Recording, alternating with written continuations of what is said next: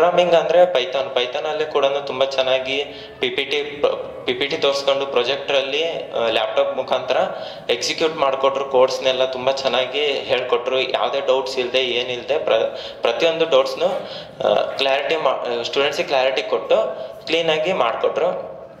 Lastly I T skill ಕೂಡ ನಾನು ಡಿಪ್ಲೊಮಾದಲ್ಲಿ I T skill ಬಗ್ಗೆ ಸ್ವಲ್ಪ ನಾಲೆಡ್ಜ್ ಇತ್ತು ಅಷ್ಟೇ. ಅಂದರೆ ಇಲ್ಲಿ ಟಿ ಜಿ ಐಗೆ ಬಂದಾದ್ಮೇಲೆ ನನಗೆ ಅದು ಇಷ್ಟು ಈಸಿ ಆಗಿದೆ, ಇಷ್ಟು ಇಂಟ್ರೆಸ್ಟಿಂಗ್ ಆಗಿದೆ ಅಂತ ನನಗೆ ಗೊತ್ತಾಗಿದ್ದು ಟಿ ಜಿ ಐಯಿಂದ.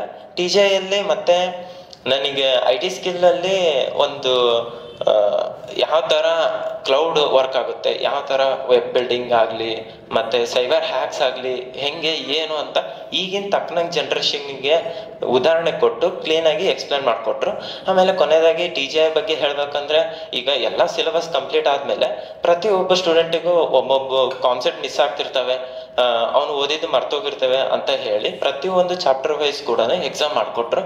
ಎಕ್ಸಾಮ್ ಆದಮೇಲೆ ಏನಾಯಿತು, ಒಂದು ಎಕ್ಸಾಮ್ ಅಂತ ಒಂದು ಫೈನಲ್ ಎಕ್ಸಾಮ್ ಅಂತ ಒಂದು ಹೆದರಿಕೆ ಇರುತ್ತೆ. ಆ ಹೆದರಿಕೆ ಹೋಗ್ಬೇಕು ಅಂತೇಳಿ ಮ್ಯಾಮ್ ಕ್ಲೀನಾಗಿ ಒಂದು ಸೆಷನ್ನಲ್ಲಿ ಮೋಟಿವೇಶನ್ ಸ್ಪೀಚ್ ಕೊಟ್ಟರು. ಪ್ರತಿಯೊಬ್ಬ ಸ್ಟೂಡೆಂಟಲ್ಲೂ ನಾನು ನಾಳೆನೇ ಎಕ್ಸಾಮ್ ಕೊಟ್ಟರು ನಾನು ಬರೆಯುವಂಥ ಕೆಪಾಸಿಟಿ ಬಂತು. ಆಮೇಲೆ ತುಂಬ ಕಾನ್ಫಿಡೆಂಟ್ ಇತ್ತು ನಮಗೆ, ಎಕ್ಸಾಮ್ ನನ್ನ ಕೈಯಲ್ಲಿ ಆಗುತ್ತೆ ಬರೆಯೋಕ್ಕೆ ಏನು ಅಂತ ಗೊತ್ತಾಯ್ತು. ಆಮೇಲೆ ಕೊನೆಯದಾಗಿ ಈಗ ಒಂದು 10 ಡೇಸಿಗೆ ಒಂದು ಎಕ್ಸಾಮ್ ಐತೆ ಅಂದರೆ ಮ್ಯಾಮ್ OMR ಎಕ್ಸಾಮ್ ಕಂಡಕ್ಟ್ ಮಾಡಿದ್ರು. ಅದರಲ್ಲಿ ನನಗೆ ಪಕ್ಕ ಆಯಿತು, ಈ ಥರನೇ ಕ್ವಶನ್ಸ್ ಬರ್ತವೆ, ಈ ಥರ ಎಕ್ಸಾಮ್ ಇರುತ್ತೆ, ಈ ಥರ ಬರುತ್ತೆ, ಏನು ಯಾವ ಥರ ಸಾಲ್ವ್ ಮಾಡಬೇಕು, ಟೈಮ್ ಪಿಕಪ್ ಯಾವ ಥರ ಮಾಡಬೇಕು ಅಂತ ಕ್ಲೀನಾಗಿ ಹೇಳ್ಕೊಟ್ರು.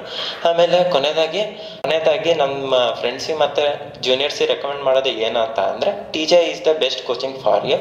Thank you T G I and thank you TGI staff. Thank you so much.